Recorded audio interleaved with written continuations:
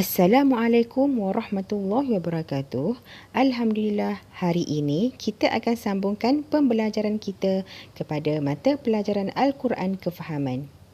Bagi Al-Quran Kefahaman hari ini, kita akan memahami surah Al-Ma'un.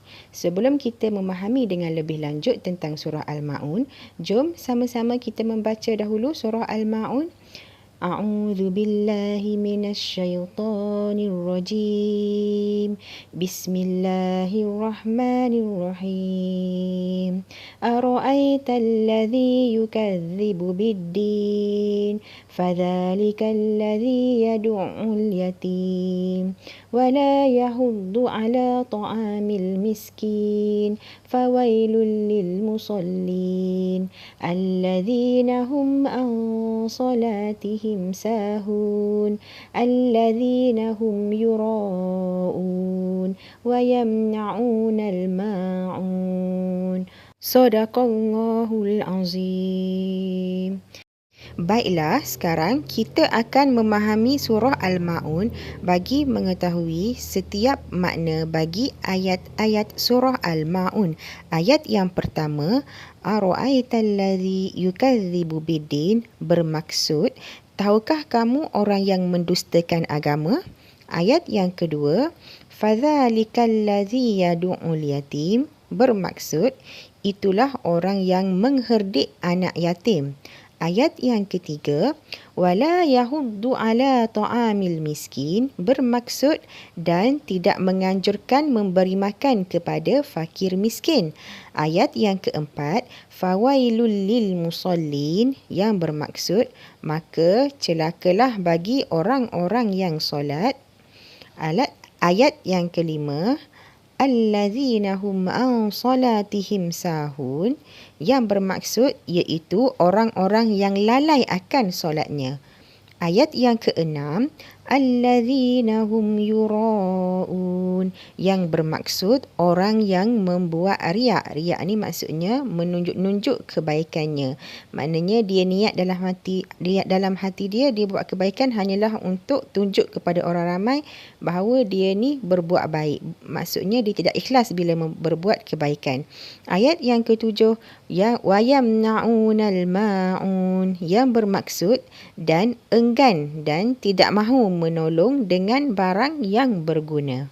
Jadi, maksud keseluruhan bagi surah Al-Ma'un adalah, tahukah kamu orang yang mendustakan agama, iaitu orang yang mengherdik anak yatim dan tidak menganjurkan memberi makan kepada fakir-fakir miskin.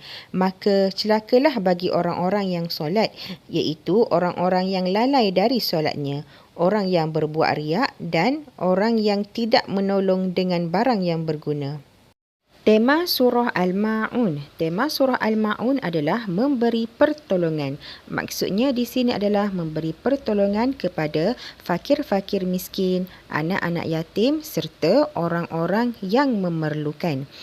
Pertolongan yang dimaksudkan di sini adalah daripada segi keuangan, iaitu memberi sedekah, ataupun daripada segi tenaga, iaitu apabila kita melihat seseorang dalam keadaan yang contohnya orang buta hendak melintas jalan kan, jadi kita memberi pertolongan secara tenaga, iaitu membantunya melintas jalan.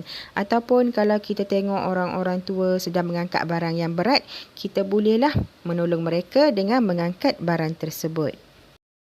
Isi-isi penting surah Al-Ma'un. Pertama, surah ini diturunkan di Mekah. Kedua, surah Al-Ma'un mengandungi 7 ayat.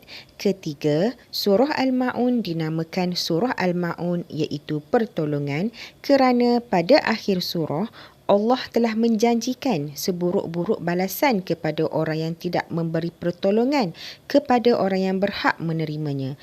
Keempat, orang-orang yang mendustakan agama dan hari pembalasan, iaitu orang yang menindas serta berlaku kasar kepada anak-anak yatim, dan juga orang yang tidak menggalakkan orang lain bersedekah kepada fakir miskin. Kelima, orang-orang yang ditimpa kecelakaan besar, iaitu ahli solat yang lalai ketika menyempurnakan solat dan juga orang yang riak atau menunjuk-nunjuk dalam ibadah dan tingkah lakunya, serta orang yang tidak mahu memberi pertolongan kepada orang yang memerlukan. Pengajaran surah Al-Ma'un. Pertama, kita hendaklah menyayangi dan berbuat baik kepada anak yatim. Kedua, kita digalakkan bersedekah kepada fakir miskin. Ketiga, melakukan ibadah hendaklah dengan ikhlas. Keempat, kita hendaklah bersegera melakukan solat apabila masuk waktu. Dan akhir sekali, kita hendaklah bersedia memberi pertolongan kepada orang yang memerlukannya. Alhamdulillah, maka setakat ini sahaja pembelajaran pada hari ini. Ustazah harap awak semua dapat memahami